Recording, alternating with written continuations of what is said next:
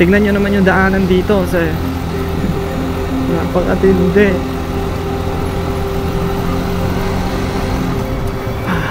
What's that? May tao sa gilid ng kalsada. Oh no. Oh no. Buti na lang kamo, at least may mga nakakasalubong ng mga motor din dito. Pag pinatay ko yung ilaw ko dito, ayan, ito, pakawalan.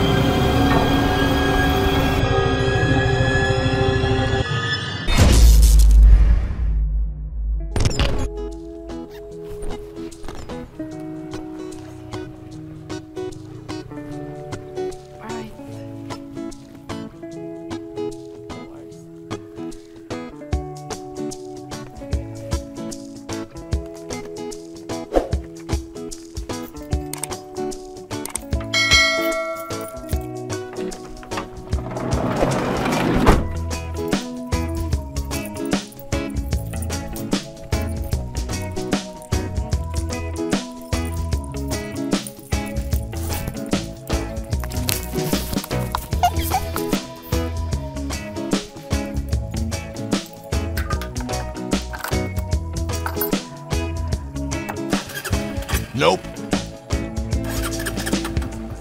Nope. Kaya mag-start. Kuya Andre, paano to?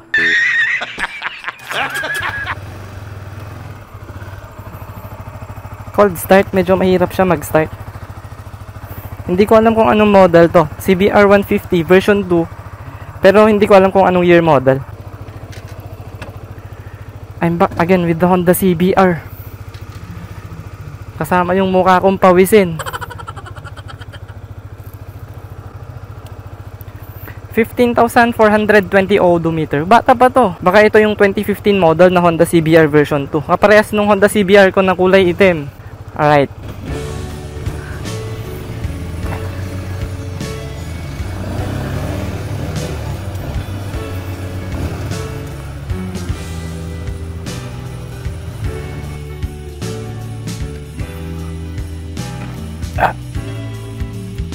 Alright. Naalis muna ako dito sa may campsite. Tatakbo ko muna tong motor ni Kuya Andre. Tara, pasyal tayo. Taga ma-backpack. Laman yung drone. Audio goods. Let's go. Wow! Napakatindi! Na-miss ko talaga yung Honda CBR. Okay. Mas comfortable yung suspension ng CBR 150 comparing sa KTM RC 200. Brake checking. Yun lang. Doon nagkatalo. Mas precise para sa akin Ayoko maging bias sa mga pagre-review. Gusto ko totoo yung mga sinasabi ko depending on my experience itself. Sa nararamdaman ko, mas precise yung preno ng RC 200 with Brembo brakes. Subsidiary ng Brembo brakes. Brembo Lodi. Sleeper gaming. Wala akong sapatos. Wala akong sapatos. Na-miss ko yung Honda CBR 150 ko. Buti na lang mayroon tayong tropa dito, si Kuya Andre. Pinahiraman tayo ng bike.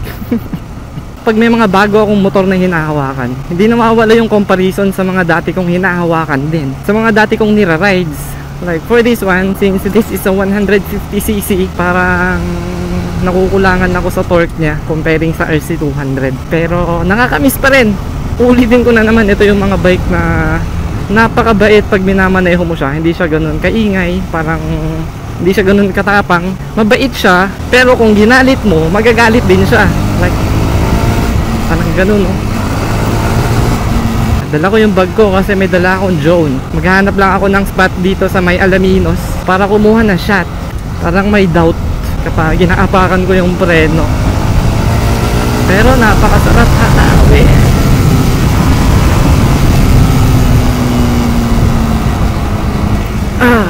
Mabuhangin, madulas, sir.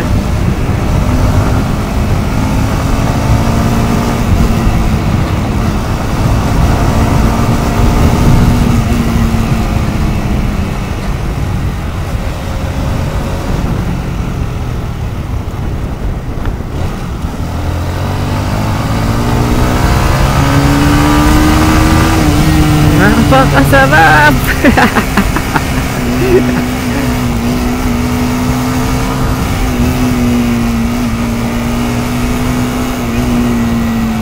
Hapon na, nung oras na, mag-aalas 5 na yata.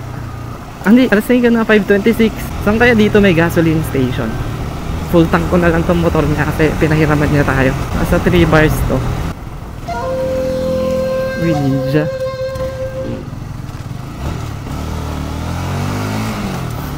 Alright. Napakaganda. Bigyan ko lang kayo ng konting trivia. Ang Honda CBR po ay may 4 na version. So meron tayong version 1, tsaka version 2 which is this bike. Tapos 2017 yun na yata yung mga version 3. Yung headlight niya naging 2 na siya. Ito kasi parang iisa lang eh. Iisang headlight lang. Tapos ngayon lang meron na rin tayong version 4. Yung version 4 yata yung ginawang kamukha ng isang Fireblade. Yung 1000cc na CBR. 1 liter. Dakor buds ng Victoria na yata ito eh. Tama-tama oh. Sunset. Nakakamiss naman magmaneho ng Honda CBR. Sa mga may gustong makita kung ano yung Honda CBR, kukulay black siya. I-click nyo na lang yung card dyan sa upper left corner ng video na to. Dyan nyo makikita yung Honda CBR version 2. Kagaya din nito, which is my first motorcycle in moto vlogging. Wow, dagat.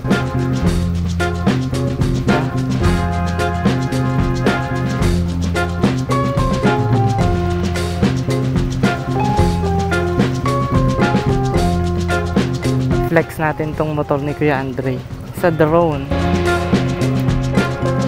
Hindi naman siguro ako may aalay dito na. Hindi tayo kilala dito eh. Ay, galit yung aso. Galit yung aso.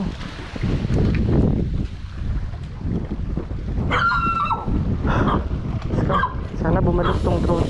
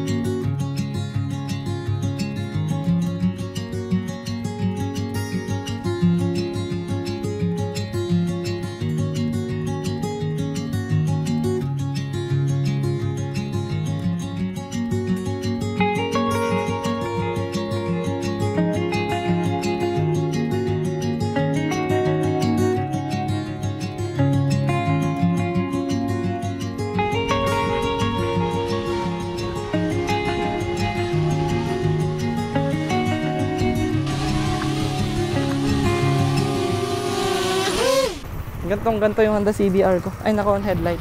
Honda CBR ko, pinalitan ko yung gulong ko ng 150. Etong stock is nasa 130 lang siya eh. Michelin. Ay hindi, napalitan na rin to. Pero same size yata. Ah, hindi, mas malaki to sa stock. 140/70 R70. Sa harap naman is meron siyang 110 lang yata to. Yung mga ganitong gulong. Kakaalam ko 110. Ayun no. Ay hindi, 100 lang pala. 180 R17. So yun yung pagkakaiba nila. Tapos yung kulay ng CBR ko dati is color black. Pero malupit din tong pula oh. Black tapos pula, pulang tangke, pulang fairing, Kropovic. Pero sticker na lang yan. Angas din nito no. Kahit Pangasinan to, Ilocano yung language nila dito. Humps pala yun. Sa pang humps. Alright, ito yata yung papuntang Cowboy. Kung hindi ako nagkakamali.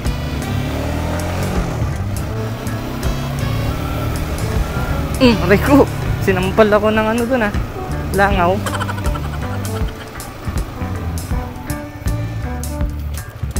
CBR. Iba din yung angas ng CBR eh. Pinagtititignan pa rin eh. Shucks. Feeling ko mapapagalitan ako. Kay Nico lang ako nagpaalam. Hindi ako nagpaalam kay Pastor. Hindi ko dapat ihiramin to. Si Kuya Andre mismo yung nagsabi, subukan ko daw tong motor niya. So, eto na. Honda CBR ni Kuya Andre. Thank you very much. Nandito ako sa may Alaminos ngayon kasi meron kami seminar. 3 araw po na seminar. And today is Friday, nakalib nga ako sa office eh. February 4, time check is 5:46. Mamaya lang, magdidilim na din.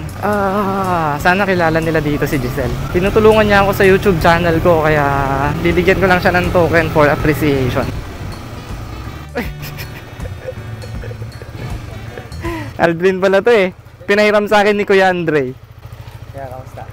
Kailan lang na nagpabulin ako kayo, ano? Opo. Tinitignan ko yung picture niya. Ito yung motor mo. Ito yung ano kay Kuya Andre. Ang ganda ng dagat dito.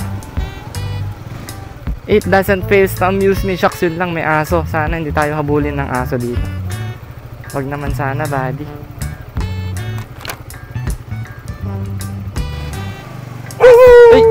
Nagulat ako, sir. Wala na daanan dito. Saan na kami dumaan dati? Dito ko na lang to kaya iwan. Pagpaalam na lang natin dito. This is adventure. May aso pa dito sa gilid. Huwag mo akong kakagatin.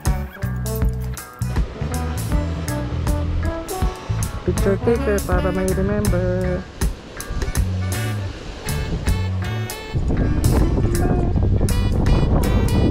Ganda!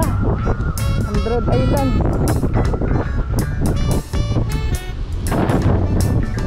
Yun lang, nakakatakot mag-drone dito. Lakas ng hangin. Hindi ako nagpaalam sa spot na pupunta ako dito. Papagalitan ako.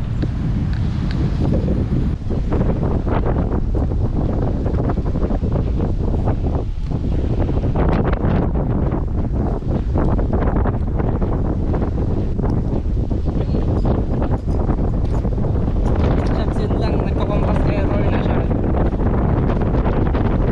Hindi pa lang itutuloy ko ba to o hindi.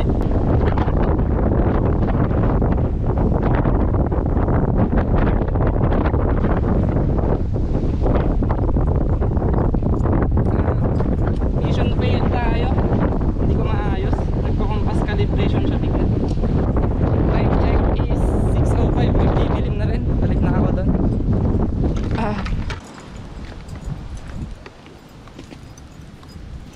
Palobat na rin. Change battery ako. Ito na ulit yung bike. Yan. Napakaganda, sir.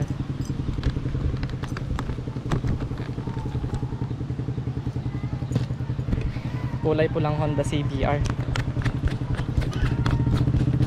Change battery.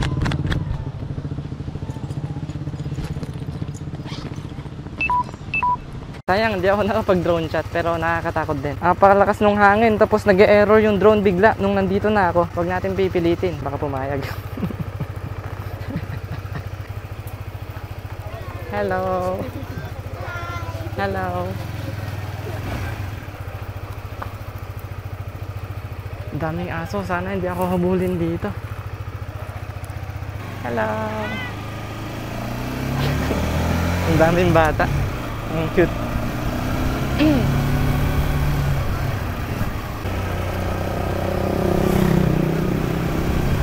Cowboy Church. This is the campsite. Dito kami nag-crossover camp dati, oh. Oh, di ba? Dito ako, sabi sa'yo eh. Ha? Saan mo ididikit yan? Sa noo mo? Doon sa bike namin. Oo. Saan banda may ano, may gasoline station? May gasoline station dyan? Pero okay lang kayo sa kanya dyan ko palagyan to?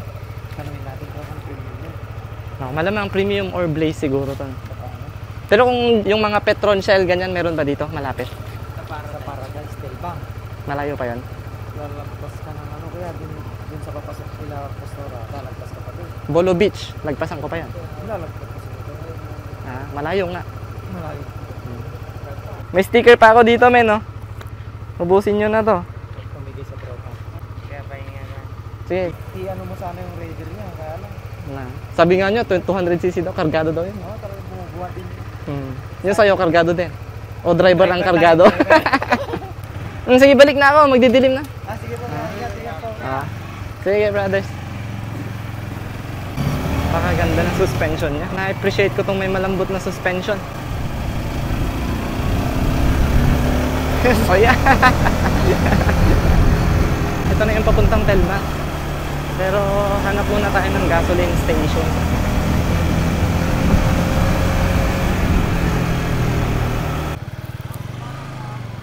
May premium kaya sila dito.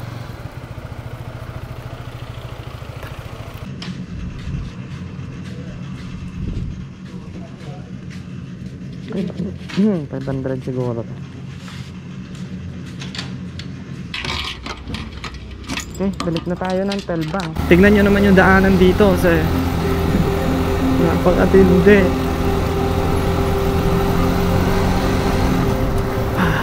What's that? May tao sa gilid ng kalsada. Oh no. Oh no. Buti na lang kamo, at least may mga nakakasalubong ng mga motor din dito. Pag pinatay ko yung ilaw ko dito, ayan o. Wala. Ito, pakawalan.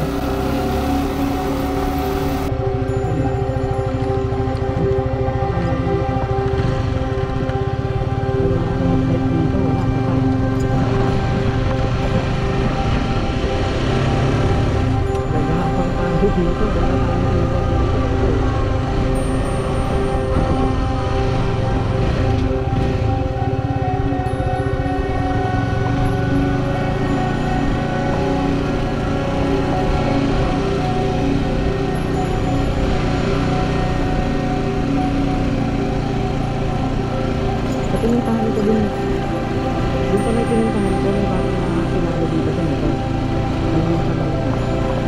Motor pa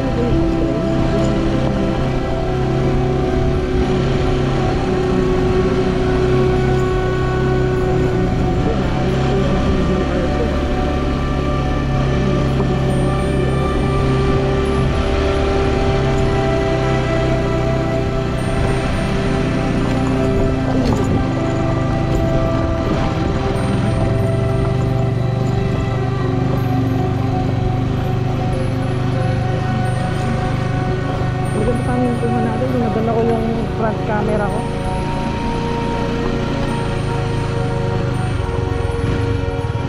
Yung sa dating CBR ko, dito ko nilalagay yung front cam ko. Front cam yung side dito. Okay lang yung angle ko.